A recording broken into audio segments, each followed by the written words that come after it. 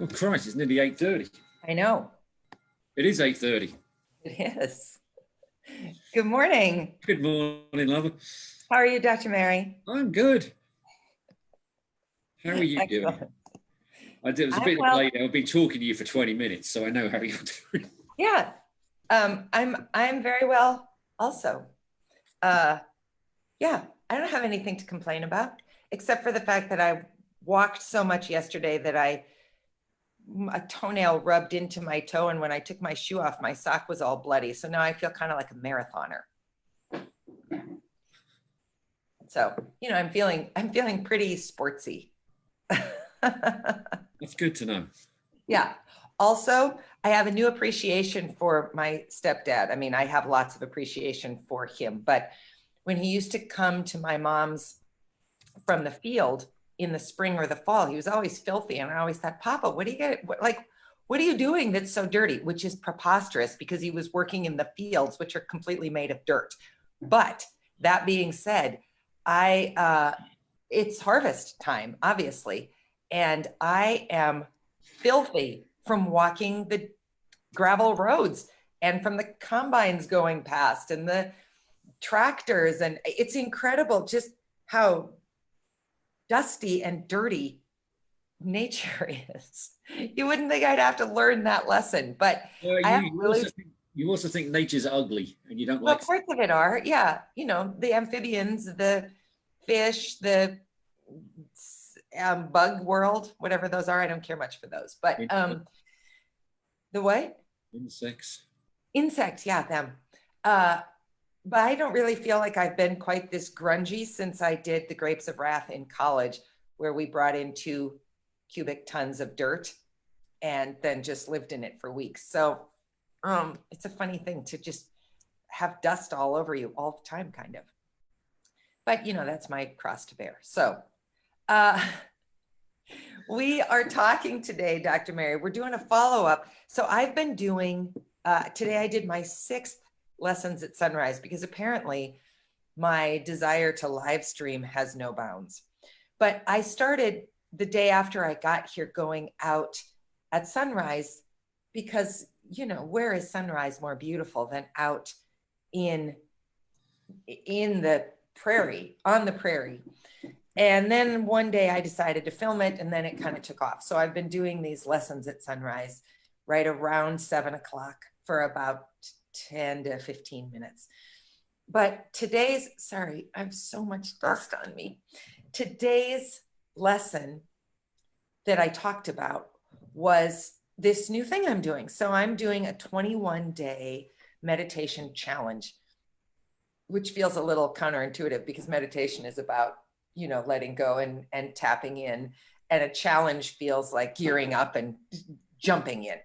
But regardless, I'm doing a Deepak Chopra 21-day free challenge.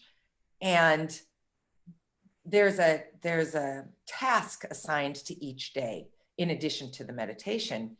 And the task for day 3, which was yesterday, was to not only continue to do this through the one that I'm doing, but to start one as well. So I'm receiving it and I'm giving it by leading one.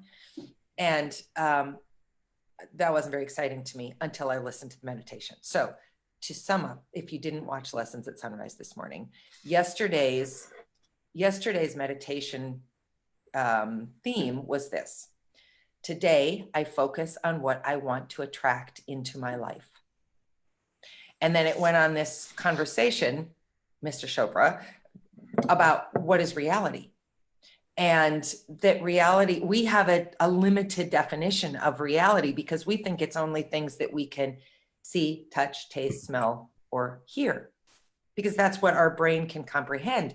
But actually, it's much, much deeper than that. And the question he asks to help explain that is, where did your newborn child live, or where did she exist before she was born? And I've often wondered that. I mean, you have the sperm and these sperm and egg that turn into this thing, but where was that before that? Where was this entity, this being, this spiritual thing that becomes a human being? So I love that question because, you know, for me as a non-scientist, and I am going to get to you, Dr. Mary, I promise.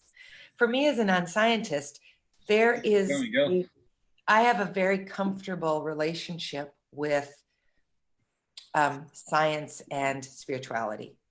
Very comfortable. I don't see them being in conflict at all. And in part, that's because I'm not a fundamentalist. I don't need, if you take the creation story from Christianity, I don't need that to be 7 24-hour days. In fact, I think that's just stupid. Sorry, I just do. Who cares how long the 7 days were? So I started talking about manifesting these other things, and that where my struggle with this idea of abundance comes in, where my struggle with things like the book The Secret comes, is because what that seems to imply is you can have anything you can envision. And I'm here to tell you, I don't believe that. Because if that were true, I don't believe that our friend Amy Taggart would be dead. I don't believe that what she manifested was to die at 43 and leave her husband and children and her profession. And I don't believe that. I don't believe my stepdad died because he manifested cancer. I do not believe that. And I don't believe that either one of them didn't wholeheartedly wish to live. And it didn't happen. So there's a conflict somewhere in there between what you manifest and the reality. And then I thought, well, okay, what if the manifestation, this end goal, what if that's not actually the abundance? What if the journey is the abundance? Okay, so go watch the live stream from this morning on Extraordinary Extraordinary if you want to hear more about this, because I explained it better and over a longer period of time. But Dr. Mary, one of the things I talked about was 4 years ago, one of the things I was pretty consistently trying to manifest without using that word was you drinking less.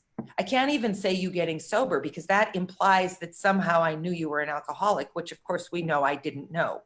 I just wanted you to drink less. I thought drinking less would take care of all of the problems. And that was just all I could think about was how can I help Maz drink less? And I tried all these tactics and they all failed miserably because there's science to your addiction. So to cut to the chase of this long introduction,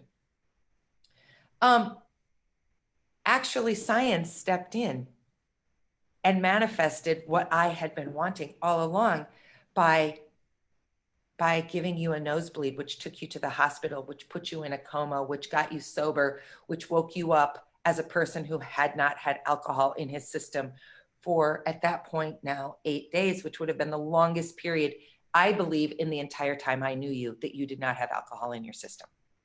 That's probably tragically true, actually. So I want to know from you what your take is on that. So you watched my live stream this morning. You watched me realize in real time that not only did I get what I manifested, which was for you to drink less, or now for you to become sober, but it went so much further than that. And it wasn't about me. It was about other things. And I never even was able to articulate that until this morning, which is amazing. So I'm gonna stop talking and I'm gonna push it over to you. And I wanna know, where does manifestation and science and will and where does all that live in your head as a person enjoying recovery? Manifestation of free will, you mean? Manifestation of abundance, because what we can say unequivocally is that we have, your sobriety has given us such an incredible place of abundance. It's given you abundance. It's given me abundance. It's given us a place of abundance that I believe you and I never imagined. No, actually, yeah, I cannot believe how wonderful sober life with you it had. Well, for me anyway, but yeah, yes, I ultimately had to get sober for myself or I'd probably be dead. But big bonus is that Dana Kristen Dalval is still part of my life and I'm still part of hers. I mean, let's just address that one. But everything else, you know, our life together, my life separately. I wouldn't say I've enjoyed these last 8 days, but I've talked to you 2 or 3 times a day. We have this, we talk, we go out and see the sunset together because we're both awesome. Amazingly, I'm not live streaming. I've decided to keep that private for you and me. Between you and I. You're welcome. But, you know, I've done little tinkery stuff around the house since you've been gone. You know, Lynn and I have, I mean, she's absurdly depressed that you're not around and she keeps looking for you. But she's getting there. But, you know, I think she's twigged that we're going to see you tomorrow. Anyway, I want you to go back to this question because I think that I am, if you look at these two things of spiritual and science, mine live like this. A little bit of science and a lot of spiritual, for lack of a better word. I feel like you, and this isn't a judgment call, but I feel like you live this way.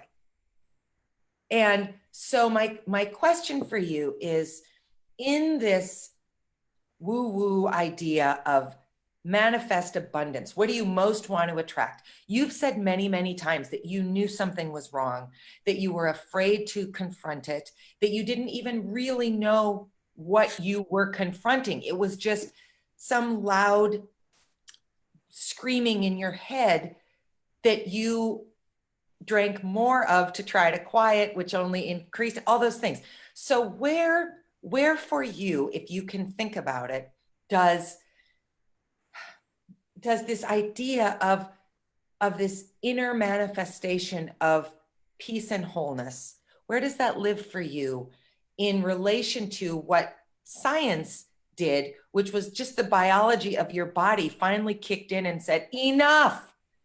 And then medical science brought you to a new place. How do you reconcile those two things as a scientist? As a scientist, well, no, your body does say enough is enough. Your body can adjust. And my body, thankfully, and this is another example of how lucky I am, flipped back and I really don't have much long-term damage. I mean, I've got some holes in how events occurred that you and I have talked about, and I remember them in different, almost like a different edit of the same movie, if that makes any sense to anyone. Mm-hmm. But being able to think straight, being able to, almost like to be able to, my body saying, you know what, here's everything. I'm going to reset now. I've reset the biochemistry in your brain. We've talked about that. We can talk about that more at length. You're now thinking straight. The rest is up to you. Find your inner peace. That's what I've done. My life is quieter. There's no screaming or howling wind or, you know, I'm at peace. If that you want to call that spiritually, or, you know, I've always mentioned that quote. I can never remember where it's from about, you know, how come whenever I talk about faith, you think I'm talking about religion? Yeah. I mean, faith, religion, God. I mean, it's a guideline of things to do. Everyone's religion's the same. It's a set of guidelines how to live your life. You know, you're supposed to be a decent human being. And I think biology-wise, my body gave me a chance to be that decent human being. And I think I used to be. Mm-hmm.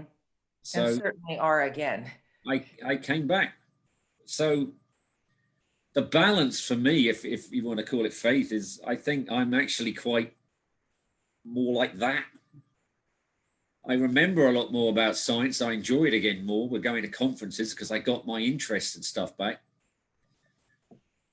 It's showing itself to me in little ways. You know, it must have shown myself to the important people higher up where I work at MSUM, because, you know, they promoted me last year because I showed it that much of a huge improvement. Yeah. So I think I'm at peace, actually. Just give you a short answer for everything that it's supposed to be. I came through a ringer of my own design, and I am at peace, and you and I are at peace together. Yeah. You know, I think the only one of the, if I can think of 3 arguments you and I have had since I've been sober, you know, here's an example of how on the global things of, yeah, that's survivable. There's a little tension every time we bring up decorating the hallway. You know, I can live that's with not that. a marriage ender, in part because I'm going to win, but that's not a marriage ender. Okay, yeah. But I did remember seeing. But we know it's true. I have seen a picture of a sign in a hardware store that says, "Gentlemen, you must have a note from your wives if you're here to pick paint shades." I'm sorry that I enjoy that, because that kind of stuff makes me crazy. Like when I saw a sign once that said, "Ladies, your husband called. He said, buy whatever you want." Oh, yes, that flipped me out. So I got to be flipped out on both. And rightly so. It's like, oh, you don't have your own brain. Well, you know, I'm married to someone who I think people have noticed does have her own brain. And that's one of the many things that's attractive about you. Thanks, Dr. Mary. Okay, to wrap this up, because I think it's an interesting conversation.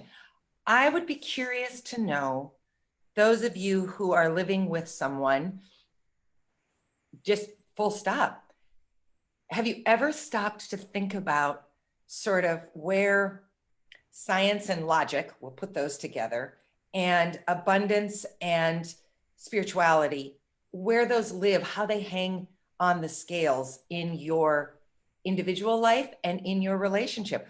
Dr. Mary and I approach things very, very differently. But just because it's different doesn't mean that it's not coming from similar places. I don't always understand say that again? It doesn't mean one of them's wrong. Absolutely. I don't always understand the angle you take, and I don't think you always believe mine or understand mine either. But if you can have a regard for the other person's position, as opposed to the way I used to feel, which was, well, if you don't think what I think, you're just wrong. And I screamed about that too. It's no surprise you became an alcoholic, Dr. Mary. I was rough on you. Anyway, to wrap this up, it's an interesting way to think about it. How much of being present together, if you're with an addict of some sort, is because science and logic kicked in, and how much of it is because abundance and spirituality and mysticism kicked in? I don't know. It's just an interesting point. I think it's a fantastic point, because, you know, we did the promises. One of them is you will find peace. Yeah. And that's what it is. It's finding out that your life can be a well-balanced, happy place if you are clear-headed, if you are no longer, if you have control of the disease that you've got, this addiction, you can have a happy balance. And you don't have to bring religion into it. It's that, having a balance. Yeah. And that's exactly what you talked about this morning. And that's what we're trying to talk about now. It's one of the promises. It's true. It's not, hey, you know, it's no come to Jesus moment. It's actually a biochemical reaction that happens in your brain to make you think straight. And if that's a faith for you, then everybody's won. That's a lovely way to wrap up. Sorry, we went a few minutes long. It's a little bit harder to do this way and stay within 15 minutes. So have a super Thursday. Go back and watch my Lessons at Sunrise if you want to learn more about it. And also, if you're interested in joining me on a 21-day free meditation, you can get signed up that way too. So we'll talk to you tomorrow. Bye, Dr. Mary. Bye-bye to Dana, Kristen, Devel. I will talk to you. Have a great day, everybody. Bye. Love you, my lover. Love you too.